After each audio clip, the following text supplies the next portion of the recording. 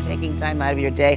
This is a really great show. This is the third one that I've done, and I love the idea of bringing the massiveness of High Point to a regional area and kind of streamlining it for you, just to give you a little taste. But I go every year. I've been going for 20 years, I think we discovered last year. I'll be speaking in three different venues this time. I'm always involved in color and trend in some way, shape, or form. So I'll be moderating panels. I'm speaking with Damon John. If any of you watch Shark Tank, we're going to be doing a thing on a big overview of trends. That's one of the things that High Point, itself is sponsoring. I'm speaking at Eichholst. We're doing a panel with 3 or 4 of us talking about trends in furniture. So I'm always talking about what's going on in the world of home decor, accessories, fragrance. Those are our areas that are the sectors that we cover. But today we're going to be looking back at what I saw in Paris at Maison et Objet. So I hope you will enjoy this journey with me for a quick trip to Paris in the middle of this hot Arizona heat. I'll let you get started. Thanks, Patti. Thank you. So, welcome. As I said, we're going to be looking at Maison et Objet. I am their global trend ambassador and have been. This is my 11th year working with them, which means I go to Paris twice a year. The show happens in September and in January. And people ask what the difference is in January, which we just had.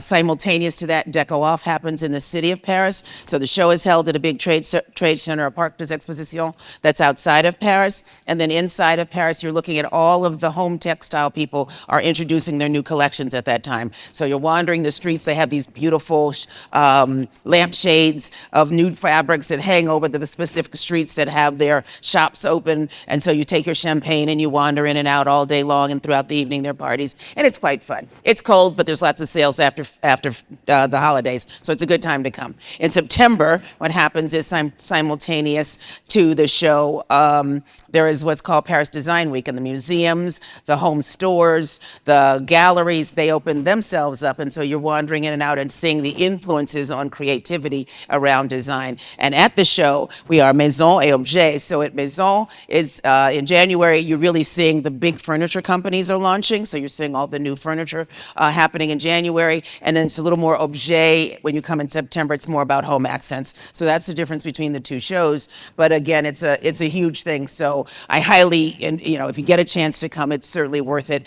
As an interior designer especially, just the way that people do booths, nothing looks anything like what we do when we do a trade show. It's very different. And I'm going to talk fast because I'm from New York, and I know you guys got to get back out on the floor and get to work. So without further ado, we're going to get started.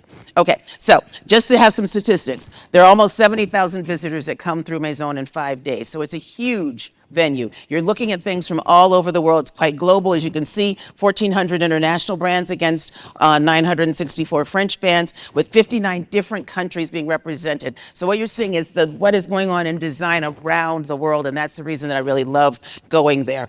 You see that we have about almost 2,400 brands, and almost 600 of them which are new. That is, for me, one of the most important, because every time I'm there, I'm meeting new brands, I'm seeing new product coming on the market, I'm seeing what designers are thinking about, I'm seeing what manufacturers are thinking about, and that gives me this focus that I can have to then bring this back to you.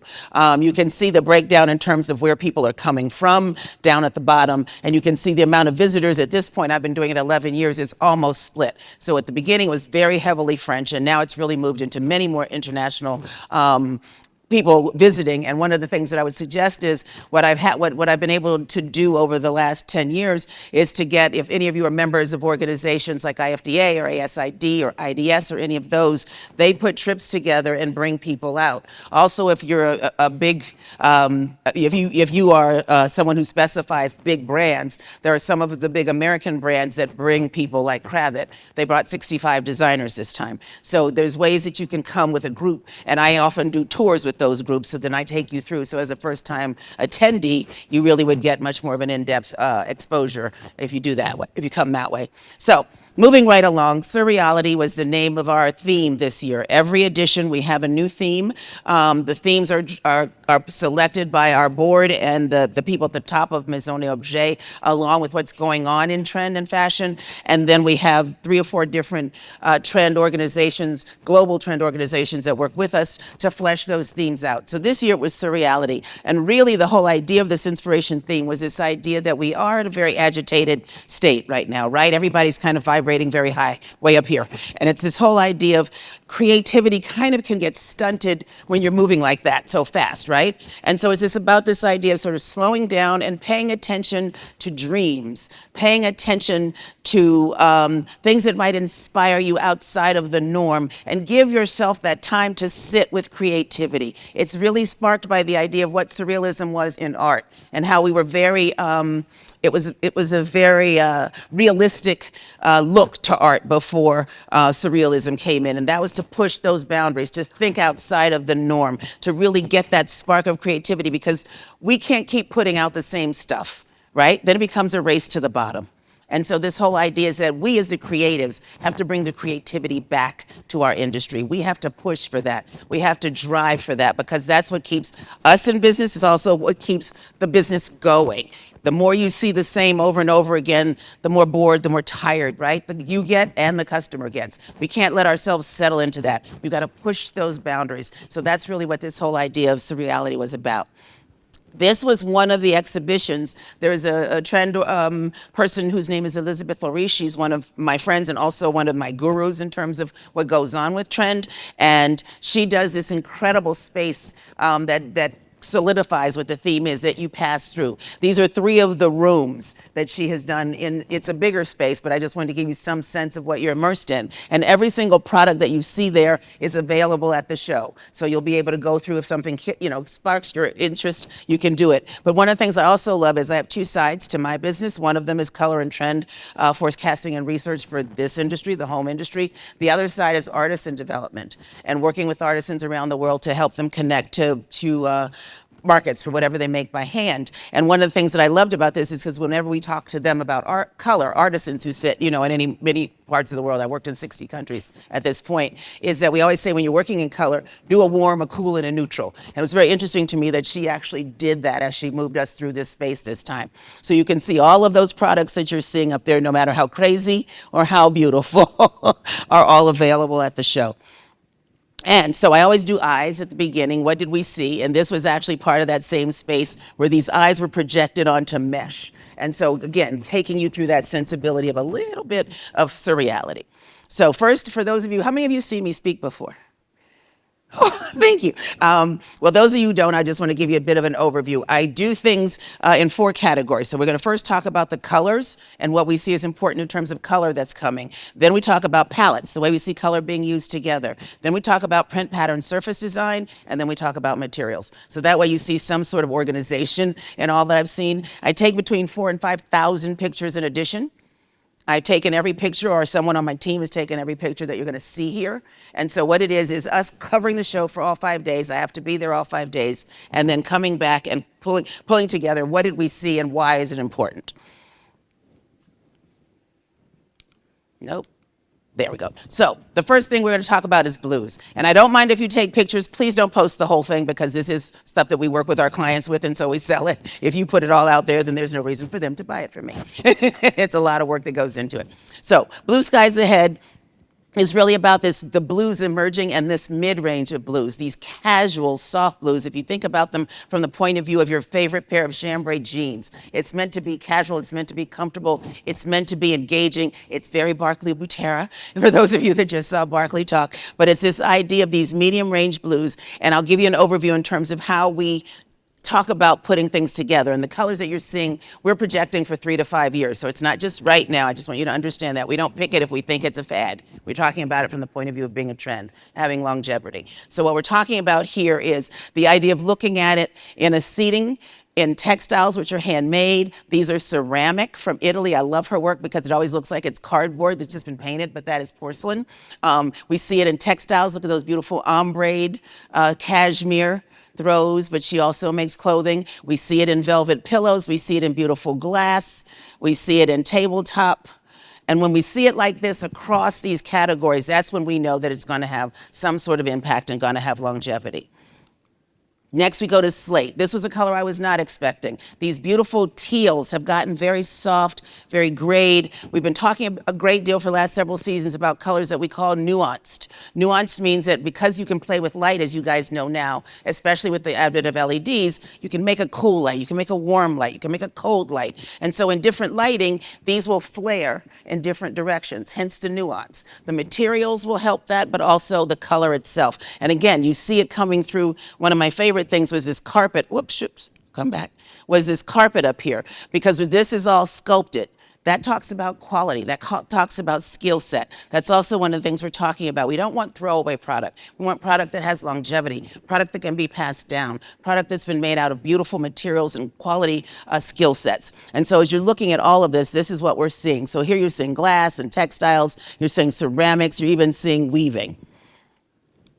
Then we go into olive oil. This was one of the newer yellows. Yellow continues to, interestingly, to be important. But what's nice about this particular one is that oiliness in the finish. If you notice it even on the pillows, like that silk, right? Or the oiliness to the feeling of the glaze here. There's this sensibility, even here, the drippiness, the oiliness. That's what when we name a color, it also has to do with what we're trying to impart about the color. And so you're seeing this wonderful brown casted, this undertone in the yellows that are coming through. It's not as golden as that retro 70s kind of yellow that we've been seeing for a little while. It's a little lighter. But what I love about these ranges of colors that are coming through is that they're beautiful against grays, if that's your base color. They're beautiful against the browns, if that's your base color. And that's what's really great. They have the ability to go across the whole spectrum.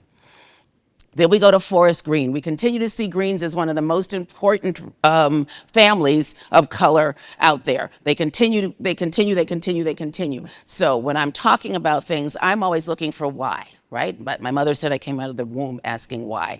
I always say why. And with greens, what we like to talk about is that there has been an evolution as opposed to a revolution in color. We've watched the greens evolve. These deep, rich greens have come out, we say, because we talk about getting off the grid. We talk about biophilia. We talk about our connections to nature. But it's this idea that we're not just staying on the edge of things anymore. After COVID, after the pandemic, people got much more adventurous. They went deeper off the grid. They went out into the forest. They did these things that they may not have been doing prior to that. The greens, when you go there, are richer. They're deeper. They're more saturated. They're more lush. And hence we see these beautiful forest greens.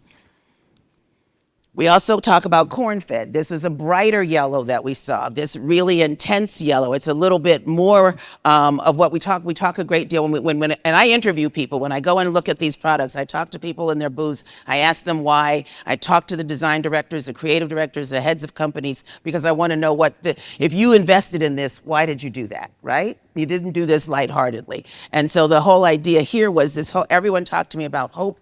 Everyone talked to me about optimism. Everyone talked to me about engaging in our childlike qualities, going back to things that make us feel good. We call these the dopamine collections of these really beautiful, bright colors. But notice even the smile pillow, I couldn't help but put the smiley face on. But it's this whole idea of just this lifting of spirits when you see this kind of color. But how elegant does it look when you see it in a beautiful piece of glass? I love this particular brand where they mix that wood, a little wood cap, here on the top of this beautiful hand-blown. I love these new shapes and ottomans that are more pill-like and capsule-like and squared off. Not everything is round as it was, but the corners are still round, still talking about comfort, still talking about, connectedness. Then we go to bisque. This is one of my favorite new neutrals. So you can see how the yellow family really does have an influence. But what I love about this, it's not beige. It's a beige. It has a really beautiful yellow cast to it. And again, this looks gorgeous against grays. This looks gorgeous against the chocolate browns and the taupes that are really important as the base colors. I was actually surprised to see sofas go that way because that says to me somebody's really believing in it, but we've got it. We've got it here. Notice how big and lush and rounded it is. And then here, same sort of thing with this idea of the curves and this really beautiful, note also the materials are very matte. They're very light absorbing. There's not a lot of reflectivity happening here. We do see some lacquers coming through, but in certain places. Then here in pressed powder, this is another color that we really weren't looking at, and we saw it come through in a couple of ways. So you'll notice on this side of the board, there's more pink casted, and on that side of the board, it's more blush. But it is about this whole idea of these powdery, even the finishes on things have that matte kind of, again, powdery feeling. But it's a really interesting color. It's got more depth than the bisque, but it's what we're thinking about. We talk about sort of, even though people get sort of crazy about whether or not it has a gender attached to it, but it's a more feminine shade. It's the kind of thing we still kind of refer to as a more feminine shade. Then we go to claymation. There's some beautiful things out on the floor in this color. These really soft, beautiful clay colors. It's interesting because the yellows and the oranges have had this really interesting evolution. This is one of the evolutions of the orange. So you see it coming through in these matte and suede and leather and velvets, and even in glass there, cut velvet. Notice the nubby textures on those almost square capsule-like ottomans on the side. But it really is this wonderful kind of warmth. And again, this color can sit in either the brown side of the neutrals or the gray side of the neutrals. That's what I'm saying. All of these are really like that, and I love it. But we do see a continuation of these deep, beautiful terracottas. They have been going on for quite some time. Any of you that heard me talk about them for a while, we talk about them as kind and kindred. I love the bathroom. It looks a little red in the shot, but that really is a beautiful terracotta, that sink, that pedestal sink there on the bottom row. We love the cut velvets. We're certainly continuing to see the nubbiness in the textiles. A lot of texture. We're going to talk about that later, but these rounded edges, we continue to see these rounded and curved and curvilinear and bubbled kind of things as well. Then we go to the daily dose of orange. I was surprised by how much orange we saw. There's a tremendous amount of it. I mean, you can see how many pictures are on here, and we had to cut, we had to sort of keep playing around and moving things around. But again, whenever we talk to anybody about this was that dose of dopamine. This was about happiness. This was about optimism. This was about getting in touch with our childlike selves. Then we wapened into red. And this new red, this is a color we've definitely seen an arc in. Red we know is important. Our blood is boiling. We're passionate about everything, no matter what it is. What we had for dinner. It's very passionate. And so this whole idea of having our blood constantly racing is really important. But we see these reds getting a little bit more. And it's interesting because, I can't see it here because it's back there, but there was a really blue casted lipstick red that had been, and this is kind of a little bit off of this. Some of them still have that blue cast, but you notice how it's a little warmer, a little bit of orange, a little yellow coming in, just to give it a little bit of a difference. That's where we see the subtleties happening. One of my favorite things is this is an Italian, this is an Italian textile company that started off in clothing, and they've now moved over. Lyria, Lyria is who they are. And that particular pillow, that beautiful red kind of toile on the velvet, was stunning. But what they did was they also had a throw where it ombra'd through, and it started with red, and it went into green, and it went into blue at the bottom, all in one panel. So you would really beautifully done. But they're a centuries old factory that really does just extraordinary textiles. Then we go to beetroot. We've been talking about these beautiful burgundy shades for quite some time. This season we saw them get bluer. Even with this one over on the top, you can really see how it morphs from the blue into that color. We saw a lot of it in Salone in April last year. If any of you saw any of the reporting from there, Gucci did that lime green. We called it citrus squirt, and it was every room was in this lime green paint, and then they had one object in the room, and it was in this kind of color. They called it deep cherry, but it was about that energy, that visual energy of popping that color against those two colors playing together. We do see this continuation of burgundies. You can call it Merlot, you can call it burgundy. We thought beetroot was good because it does capture the blueness that one finds in the beet color. Then we went to not so boring beige. This is one of my favorite slides, just because whenever you're in turmoil, whenever you're in that place of not quite knowing what to do, beige seems to come back very strongly. People don't want to make a decision. Beige is easy. But what's interesting about the beiges is if you look at each and every one of them, it's texture. Something draws you in and makes you want to come over and engage with that. And that's one of the other big overarching macro trends that we see is this sense of engagement with product. We want people to take a second look, to look deeper, to do one more glance at it. It's that sense of drawing you in. And when you do that, you see all of these wonderful nubby textures. You see the sculpting and the carpet on there. This is leather up on the top. that's been pressed to have that wood grain kind of a patterning in it, but all of these tweedy things happening here in the middle, even, and then the more subtle ones happening, even in the glass, the way that that has that wonderful texture, almost very 70s like, to have a little bit of a retro take on it. It's this idea of bringing you something else when you have something that's just beige. Then we go to raw clay. This is one of my favorite colors. This is a beautiful neutral, these softer taupes, but I love the way that they've been popped here along the bottom in this carpet, this runner, with these golden brassy colors, with the gold on this. We're seeing a lot more interest in lampshades. So this one's velvet, the ribbed velvet. I love this beautiful handmade piece of ceramic, but they put gold leaf on it. And then this is a leather bathroom set that's got that new kind of color in the brass. It's a little yellower. It's really interesting. It's not quite brass. It's not quite gold. And I love what that looks like. But just looking at all of these beautiful it's a lighter version of the typical taupe, if you will. And then mixed nuts. This one is what we in our forecast, we called it pecans and peanuts, because we saw these beautiful yellow casted colors coming through that really are kind of very nutty browns. But if you look, if you notice up here with these two pillows, whoa, why does it do that?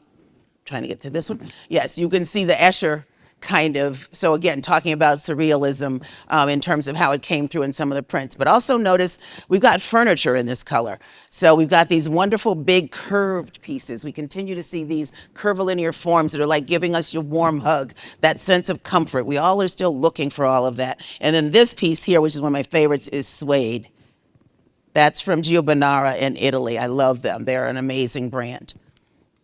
Then camelback. We're starting to see this deepen into these rich camels. Think of a man's camel hair coat from the 50s. These are very solid, very interesting colors that kind of ground everything we're doing. But what I love about them is that we did see leather in it, and this is leather on the side of this beautiful chair, and wrapped leather here. And then this is leather on the candle holder with the nice little studs down the side. So we definitely saw it coming through in leather. But what I really loved, look at this little tete-a-tete of the two chairs in velvet. Those are stunning. And again, look at the workmanship on it. That speaks to that craftsmanship we're talking about. That speaks to that skill to make that. And even the basket weave in the piece and the table on the bottom, also a Giovanara or one of their offshoots. Then we saw this color, which is a little different than the chocolates we've been seeing, this chalky chocolate. It's got a white frosted kind of a cast on it. It's not as deep and rich. We've been looking at the espressos and the coffee browns, milk chocolate even. This is slightly dustier, slightly lifted, and a little almost like in some cases, it feels like it could be worn, but it's not. That's the level of color they were going for. But I loved what it looked like, especially when you get up here on the top with the sculpted, again, these carpets with all this sculpting and tufting. That really speaks to, someone who knows how to make carpets. But then this one that almost feels like bark cloth, that's also carpet that's been woven. These tweedy, nubby browns coming through in the seating. We've seen a lot of this continuation of fur. I'm really surprised, but it still continues. Beautiful new patterning, which I'm loving because it speaks to that Williams, what's the name? I was about to say Williams Sonoma. That's so wrong. William Morris, thank you. We're seeing that direction in print coming back, a little vintage. And then we always have a designer of the year, and this year it was Faye Too Good, and Faye does these little gummy chairs, and so this year this was in her exhibition where she went back and drew into the little gummies in darker colors, and I thought that was really fun. Then we go to quite white.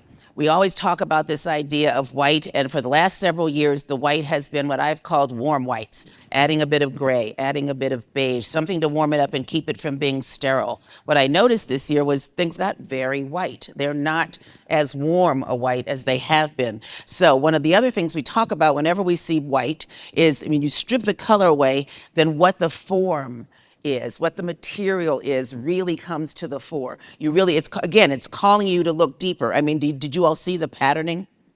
The white on white in that?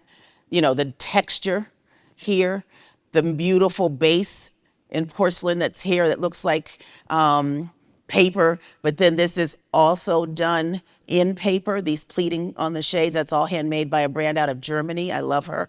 These really fuzzy, long, hairy things we're going to talk about those later. We're seeing a lot of these kinds of seatings and settees and chaises all this fuzziness continues, but then, we've been talking about all of these little loops on things for a while. They continue. But the beautiful just texture, the form, the shaping, all of that, what's happening just inside there, very retro.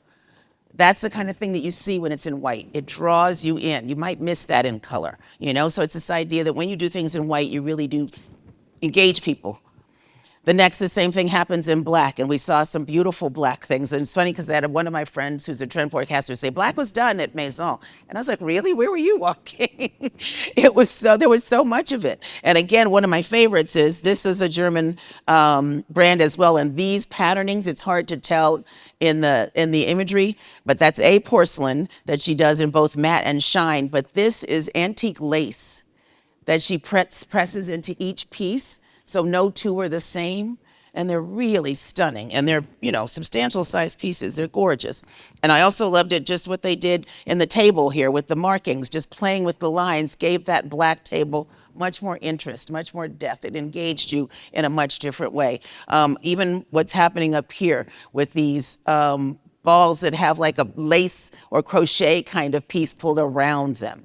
And then up there on the corner, that's feathers as the lampshade. And these are from Copenhagen 101. They're a really great brand that has just blossomed as it's been at Maison. And then we go to palettes. And the first one is pales by comparison. We're seeing these really beautiful pale color palettes come to the fore, but they're not baby. They're not saccharine, they're not sweet. They're very sophisticated pale colors. And they're made new by things like adding these interesting, not quite lavender, not quite coral kinds of colors into the blushy pinks that really help to make it look new, and these beautiful sort of lavender blues, almost periwinkle. And then I loved what's happening with the rug and how you almost see those exact colors picked up in the bottom of this wonderful group of glasses. This is cut velvet, these tweeds, and then again, another rug. This was one of the new vendors, and she did all these cute shaggy ottomans to coordinate back to her beautiful rugs. So you're really seeing how you can use these very pale colors in very sophisticated ways. We then went to mine the midtones. And here we're looking at this wonderful range. It's not quite bright, but it really, again, lifts the palette and plays nicely against either side of the neutral base. And you can see how nicely they really play together. I love the pillow there with the cheetah, with the leopard. And this is one of my favorite brands. This is a British brand that does works with old mills that they've regenerated to weave these incredible throws and pillows. And they even have a carpet collection as well. Then we go into a dose of dopamine. This is where the brights were. We're really seeing these wonderful brights working together. These are the things that really lift our spirits and give us that jolt. I love these sort of almost bottle cap-like ottomans. These are all in suede.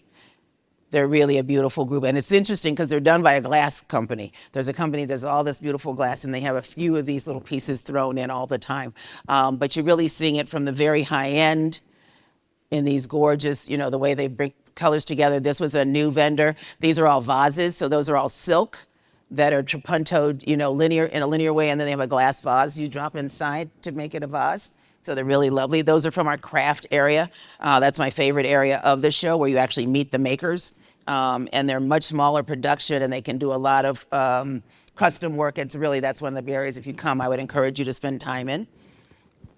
And then desert tones. This speaks exactly to what's happening here. This has really been on trend. How many of you have heard of Dune? It's like these kinds of things. When we talk about the things that drive trend, how we forecast trend, because people ask us all the time. I realized I didn't start with that, but we have an acronym that we call SPENT. The S stands for social. We're looking at everything that's happening around us in a social level, and that can include pop music, that can include art, that can include cinema, that can include theater, whatever is happening socially. Who are we as social beings because artists often drive what's happening, what we're thinking about. They go down that path often ahead of us. Then we go to the P for political, and we're looking at what happens. We're looking at what happens to politics and how that affects how our customers and how we want to spend and release our money into the world, right? Things get tight. We don't always want to buy certain things. I love what he talks about, the gentleman that was just outside, how he talks about how they interview people and the parts of the house that are going to be important to people when they're holding on to their money, kitchens and baths. We always know that. But you can really see it in his charts. I love the data that he brings. Then we talk about the E for economics, what's happening economically. If you have to pay more for eggs, are you going to spend as much on a throw pillow? I doubt it. You know, there's things that people are going to have to give up or make decisions about sometimes. Even people who are wealthy make those same decisions. They determine where they want to spend that money. The N is for nature. We certainly know about having talked about the outside in and how we are biophilic beings, how we connect to nature, how nature connects to us, the importance of that. And then the T is for technology. As we talk about AI and we talk about, I mean, I couldn't stand here and do this with you without it. It's so much more important in our lives and in design, but we as the creatives have to control it. It can't control us. And that's the big caveat for me. As long as we're the ones in control, then I think it will not be that you know dystopian craziness. So that's one. So that's my soapbox. But think about spent when you're moving through the world. If you look at those things, we're all thinking very much the same. It's what's going on in the zeitgeist, and it's those of us that do trend that just pull that down. So from the desert tones, when I talked about dune, we've been talking, you know, we've been looking at a lot of sand, we've been looking at a lot of desert. You guys out here do it all the time. We in New York do not. And so it's this idea of these beautiful warm tones working together. But I really love the way that a lot of these people have pulled it together, from the lighter, paler versions like the carpet in the center, that beautiful piece of glass that's hand blown on the bottom here. It even looks like the desert, you know, layers, to these wonderful, almost retro looks of the way this glass has been blown, the way this weave has been done to create these beautiful lumbar pillows, more of those gorgeous ceramics that she did. And then even up to the brighter section in terms of looking at it in a more surrealistic way. We then go to engaged earth tones. This is a group I hadn't looked at as strongly, and I put this one on both because she went light and dark in the corner, but all the rest of them really speak to this softer, earthier use of color. They're very natural, and they really come quite naturally from stone. These are all, again, that Gio Bonara brand that I called out with the leather. They do this with offcuts of stone that they work with, so nothing goes to waste. It has a beautiful, sustainable story, but they're beautiful pieces of art that you can just include in your projects. I love this set, the color of this range of glasses, and also the shape of them. They're just a little bit askew, which gives you a little bit more whimsy when you look at them, which I love. And then we talk about black and white. Whenever things are tense, whenever things are unsteady, whenever we're not sure about what's going to happen in the economy, black and white tends to rise to the fore. Why? Because those two colors together give you very high impact, but you don't have to make a big commitment. It's black and white. You can often set it anywhere. But what I loved about it this year was sometimes we see it very even black to white, like harlequin patterns or checks or things like that. This year we saw it really being used in every kind of way you can possibly imagine, from very natural to nature inspired inside that bowl, to the graphicness of the carpet over here, to the painting with those wonderful bold stripes, to the tufted, that was from that same woman with the new one with the tufting on her settee, to these tight little patterns, but the form of that vase on the top. So it's this idea that you can really put it anywhere and make it have an impact. And then Elizabeth, if you remember in that first slide, had a whole room that was just black and white. But this is one of my favorites, this new neutral zone, which is exactly also plays to what's out there. The cool and the warm neutrals playing together. So it's this whole idea of how beautiful they can look. I mean, this is one of my favorite pieces that we found to show, and that was in the craft section. That's about this big, and that's porcelain again. So she's gotten this beautiful texture with the color and brought all that in, so it almost looks like basket weave. It's really beautiful. And these I also love, these little clusters that I feel like look like cool people with their hands up and great hairdos. And now we're going to go to print pattern surface design. The first is the eyes. We saw a lot of eyes. Eyes have not gone away for, 10 years? But they kind of rise and fall now in importance, and because of this whole surrealistic point of view, then they definitely came back. But what I did like very much was the ones that give you the feeling of an eye or a pupil without actually being an eye. So you don't have to be as literal. There's a gorgeous nightstand out on the floor that has a beautiful pull that I immediately said looked like an eye. They're over here, and Kyle said it was influenced by the Greek eye, but it's a very architectural look at a half eye, and so it's really beautiful. So there's ways to do it that it doesn't have to feel completely like you're being hit over the head with an eye, but there are a lot of eyes out there. We also saw body, yaddy, yaddy. And that I amuse myself at 2 in the morning with the names. And so we saw a lot of body parts, but one of the biggest we saw was mouths. I think it's because we're doing a lot of talking. We're talking to each other about everything. Everybody's got an opinion on everything. So we saw a lot of mouths, but one of my favorites was, this was from an Italian company. That's just their display. But see the face? How cool is that? So think about when you're putting displays together, anybody who's in retail or has a retail side to their business, doing something that's much more engaging and interesting.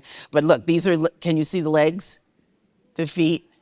So they popped up in very interesting ways. Can you see the hand going around the bottle?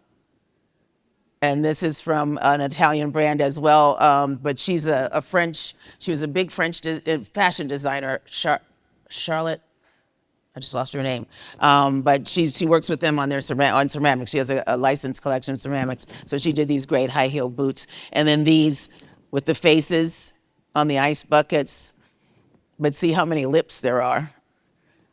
There were so many lips. Then we went to these standout stripes. We hadn't had stripes as an important pattern in a very long time, and they started coming back about 2-3 years ago, and they've gotten bolder and bolder and bolder, but they've also gotten much more broken. They're not so regimental. We see them coming in at angles. They're sliced, they're spliced, they're played with. Again, it engages us in a kind of fun way, a kind of childlike way, but also this use of these bold colors. I just was so surprised by how much of it that we were seeing. We also saw this, which was a new one for me. This feels like frozen custard. We've seen so many scallops, and now this is where scallops have evolved into, this back and forth, this sense of piling, frosting or something on top of each other. And this is a new brand. That's all glass, and she did that to be storage pieces. But the whole booth, the whole center of her booth looked like a big set of Jell-O molds and all these pinks. It was really quite pretty. But even, and there's subtle ways to do it. I loved it here on the stem of the glass, and then the way that they did these tops on their ceramics. So it's kind of like ice cream scoops. And then instead of being a true scallop, it feels more like a squiggle around the mirrors. And then these, which felt like gumdrops, like we represent the lollipop kids. But even on a chair, the way that comes around. So it's this idea of just having fun with product. And then birds of a feather. There's usually some sort of animal. This season we are seeing a lot of birds. And we're seeing them, as you can see, in very, very different ways, from the fun to the fantastic. I love this. This is all hand painted. This owl on the base of this lamp. This is all porcelain. Look at the little duck feet. So if they didn't do a whole bird, they did feet. But there's a beautiful toucan in that gorgeous print. The dapping, I love the dapping penguins. The songbirds on the lamp, these beautiful hand-blown glass ones, hand-painted either very realistically or very simply, again, porcelain. And then this is Cavalli, this whole new set that he did. And I love all the parrots around this one. And then these very simple ones. This was from a guy and a girl couple that did these beautiful accent pieces. Then they were from Denmark. And then mass production. This I wasn't prepared for. This layer upon layer upon layer of the same thing. Repetition. The baby heads really scared me, but the rest of them were kind of fun. But even you see the hearts repeated, just these puffs of velvet repeated. These were hysterical with the little legs coming out. Like she fell down, like a ballerina fell down. But even here where it's just all these little again, porcelain, all these beautiful discs, and then the pearls on top, her hair and her dress, just the lemons repeated down the side, this crazy bulbous chair. I didn't know. And then just simple ones, even for serving, just the pea pod kind of serving tray in brass. So you can take them and play with them in many different ways. And then cloud nine, as we talk about this whole idea of that sky blue and blue sky thinking and kind of waking up to brand new days, the blues, as you saw from that early color, continue, but this whole patterning of clouds, and you don't, like the eyes, you don't have to do it so literally. I loved just this sort of amorphic kind of shape to the mirror. I love this little night light for a kid. It's so pretty, or the little lamp for the kid, but you can this is alabaster, and these are paper. So you can come up with that feeling of those clouds without it being exact. Then bas relief. We hadn't seen, this was really popular in the 80s, but again, as we talk about texture, we're seeing a lot of these different ways of doing bas relief. And they're in all kinds of materials, but one of my favorites was the front of this cabinet, where it looked like the Colosseum. And then this again from another artist in the craft area, those porcelain leaves, and how beautiful the light, how warm the light is coming through. And then on this cabinet here, with all the bulbous repeats. But yeah, we saw a lot of art. This is wood, this is wood. And then basket weaves. Again, as we talk about the importance of texture, we're seeing a lot of basket weaves. Certainly leather is one of the materials of choice, but we see it coming through. One of my favorites was, look how beautiful that is in wood. Again, speaking to the skill of making that, or in leather. And even when you blow it apart, just give it a little air. It looks like something completely different. And then for outdoor furniture, these gorgeous weaves. And this is in felt, handmade felt, that kind of ombres and plays around. And these with this beautiful, this is leather, huge bands of leather in this beautiful wood frame for a, I just lost the word. Screen, thank you. And then back to graphic. We not only have those bold stripes, we have all these graphic patterns. They had come back over the last several years and they were much more tonal. We're seeing them get much more bold as we move forward. So you're seeing a lot of energy in the patterning. Now, there are these tighter ones that feel more like men's ties, foulard patterns, etc. But we really love the bolder ones. We even see it in tabletop, as you can see there. And again, that use of black and white. One of the things, though, I loved was this is one of the brand new vendors. That's all wood. She has laser cut all of this wood. She makes these beautiful wall panels, but they're so fine. As you can see, they can be bent and manipulated, but they're really stunning. And she was from Germany, maybe? I can't remember, I think Germany. And then classic irreverence. We continue to look back to the classics, but we're not looking back at them with this reverence that keeps us from being able to have fun with them. So again, this is about that sort of dash of dopamine where you're seeing all kinds of things happening with them. So from ski goggles on David, to these are all wrapped heads, to the idea of a thought bubble above them, to carving them open and filling them with pewter. Just the look of the print and the pattern, smashing his head off on the sides, boxing gloves. One of my favorites is these. These are actually new candle. It's a new candle company because fragrance is one of the areas I cover. And they look like they're the hieroglyphs or something of Egypt sort of moving around them. But if you look really closely here, he's on a laptop. So it's really about the fun, the way that's been done. This light, this is by E. Breed. So it's just taking classic and moving it. Then we have the abrasion persuasion. We've been talking about this idea of having a reverence for history, of looking back and nostalgia. These are all things that feel like they've been unearthed, whether they actually have been, whether the surface actually has been unearthed, or whether or not it's been given the look of being unearthed, of being found, of having that sense of touching time. And we've seen a lot of this happening over the last several seasons. But what I love is now we're really starting to see it on all kinds of materials. So here you see it in a beautiful linen. That's also from Lydia, that one I called out before. But you see it in velvets. You see it in glass. You see it in tie-dye. This is all dyed truly with rust. It's a Japanese brand. You see it in the Reiku kinds of tile work here for wall art, or these beautiful vessels that really look like they've been unearthed. They're gorgeous. And then I'm dyeing here. We're seeing all kinds of things done with hand dyeing. Tie dyeing, shibori, big broad brushstrokes of natural dyes on product, ikat weaving that gives you these dyeing techniques, but all of these kinds of things really speak again to the craftsmanship of artisans, many of them who have generations of skill sets that they're now bringing back. They're looking at their grandmothers. I found in the work that I've been doing traveling to indigenous countries, when we talk about creating a color, they go back to recipe books from their great grandmother. What plant went into this thing, which got mixed with that thing to give you that color? So we're really going back in time to recreate the way that color used to be done. And I'm seeing a lot of this happen here. And of course, because of it, indigo continues to be very big as well. Then highly favored. This is really about that texture that I was talking about. We see people including really textured product, lots of high pile, lots of fringe.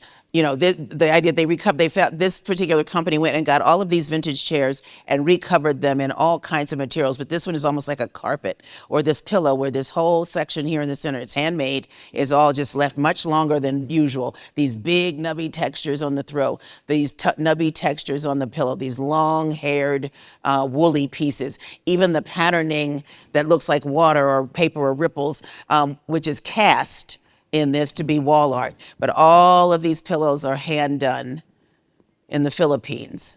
And they're all different materials, but how highly textured they are. Or even the way that the patterning here has been left long and furry and fuzzy. So we see a lot more of this really high, again, calling us to engage with the product, calling us to reach out and touch, calling us to hold on to it because it's cozy and fuzzy and warm. That's what these are all about.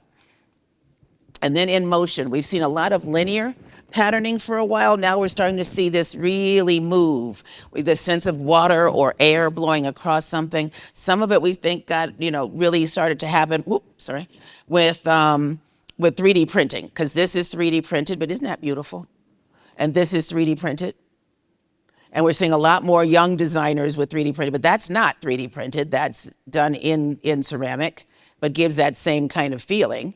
The texture that's been put into this glass, more of that same kind of feeling of the carpet creating the seating. Even here where the stripes are just moving around, twisting, they're not just straight, even blown into the glass here. So it's about this twist, it's about motion, it's about not being stagnant, about not standing still. And then last but not least, materials. We have glaze play. Can somebody give me a check on time? How am I doing? Okay. Thank you. We're doing glaze play. So we see a lot of, again, this speaks to the craftsmanship of working in tile or in ceramic or in glass, the ability to make the glaze move from one color to the next. This, again, gives you that sensibility, just as the nuance in color gives you a sensibility of when light plays off of it. When you move around these products, they change color. They change. So through the day, as the light moves through the space, they change. And it's this idea of change, of not just being stagnant, of not standing in one place and always having something that feels so solid. It's about this idea of continuing to be alive and in motion. We also see really raw. We saw a lot of things. Not only does the finish feel unearthed, but it feels like it's made out of raw kinds of materials. This is one of my favorite stories because they use offcuts of marble, and instead of going back when they made this and smoothing it out, they kept it the way that it was unearthed. So you get that sense, again, of time touched. You also get these very industrial kinds of things. This is from one of we have, in January, we have Rising Talent, 6 of them. This year, they were all from Asia. And this was one of the chairs from one of them. It's just steel and these nuts and bolts that hold it together, but it's very architectural, very hard, very solid, very sound. I told you that Faye Toogood was our designer of the year. This was one piece inside her exhibition where these were all just playing with, sculpture, but it's all very raw. This is all layers of handmade paper as the basis of these beautiful lighting pieces. I love the crinkle. This is a metal mesh that's all been crinkled to create this lighting. Look at these 3 boulders that just have a slab of glass laid on top. This is cork. So it's about these different materials that are really kind of from the earth and remain in a kind of raw state. Then we have this melting point where we see things kind of falling down. Have we all reached one yet? It's this idea of things moving and falling. So it's not just in motion, it's actually dripping. But one of my favorites with these 2 pieces from the craft, that's wood. He handcrafted the wood to look like it's melting. But these beautiful brass mirrors, those are Eichholst, these wonderful dipped glasses. So they made the glass and then they dipped it in another color glass and left that organic dripping. The melting of the candlesticks, the melting of the glass. It's not perfect. And then these even more molten than those. We had our, and then these I love because they were melting up. in glass, hand blown glass. But we actually talked about this trend in our forecast, and we called it molten and melting, because the earth is heating up. We've seen so many fires all over the country, so things come out of it and they're melted and so it's a way of sort of acknowledging some of these incredible things that are happening. And I didn't call out this one, but that's metal. That's also from the craft area where he went back in and brushed to create that wonderful piece on his slab. Then we have a slice. We've seen a lot of balls as legs. We've seen squares as legs. We've seen all kinds of things as the feet of furniture. And we're starting to see these beautiful slices happening. So again, a different silhouette, something that's lighter. It's not heavy, that light can pass through and under very interestingly. And then not just for the legs, but also beautiful slice of horn on a wooden top, on a leather box with brass trim. I mean, this person, this company really put a lot of time and effort into making those wonderful accent pieces. And one of the things that's really big also is boxes. As we talk about people, sort of cleaning up and being a little bit more minimalistic in their look, even maximalism has gone a bit minimalist. And so it's this idea of having beautiful storage, things to put things away in, or even the slicing that you see happening here in the ceramic. Aged amber glass. We've seen glass move into this browns. As the browns become an important color story for home in general, we see a lot more of this glass coming through. It's deepened from what would be usually amber. It's a little more light, a little yellower. This is aged. This is browner. It's really beautiful. And then natural wonders. We're looking at things that took their inspiration from nature but are not made out of whatever it is. So like this seat is from one of our young designers. That's all metal, as is the stool. The tree, but it's in metal, cast in metal. The slices of bark, but done in glass. Beautiful young woman that I met. There's two of them. I met the one partner. They are now supplying one of the Michelin star restaurants in New York with their work. But it's beautiful wood, and then all that gorgeous etched glass. It's all with a green cast that's on the top, and they serve in this. But that's all etched glass, a little wooden top, and then these beautiful wooden pieces. The flower as a light. This is a jewelry designer. We have both things there. So I love the fact that the seating, the one designer was working at it for seating, and another designer, she literally takes wood and then casts it with her metal to create her jewelry. The idea of like sea anemones and sea urchins sort of being the inspiration here. This is hard to see, but this is a true rock that opens, and then it has little people inside. She did a whole table of all kinds of people doing all kinds of things inside these real rocks. It was very cute. And then these gorgeous porcelain pieces here with the flowers and this, you see, it can either be a vase, it can be a candle holder, but the way she's done it, so the tubes can be used for whatever you want on these gorgeous pieces here. And then that 70s show is about this particular kind of glaze that I remember from the 70s when I first took ceramic class. It's really this kind of interesting way of glazing that's very specific to that time. And we see this sort of, again, nostalgic touch coming back. It's a very retro look at what's happening with glazing. And then 3D design, as I talked about. But what's interesting here is what you're looking at as this is coffee. This is rice. One of these is, well, there are a lot of, this is bamboo. The people are using, and then some of it is biodegradable resin, but lots of the designers who are working in 3D printing are using different materials to create the base material, because before they were kind of bioplastics, and now they're really going back into nature. One of them was coffee and coffee grounds, and one of them was corn. I think the yellow one is actually corn, this one. And then travertine. As the stones continue to be important, we're seeing a lot of travertine. As you talk about that yellow family being important, this really has that yellow cast. We just saw so much of it. The great thing about it is most of these are offcuts. And so people are going back and using materials and not throwing them away, which I love. Sustainability. We see a need for tweed. This is replacing the white boucle.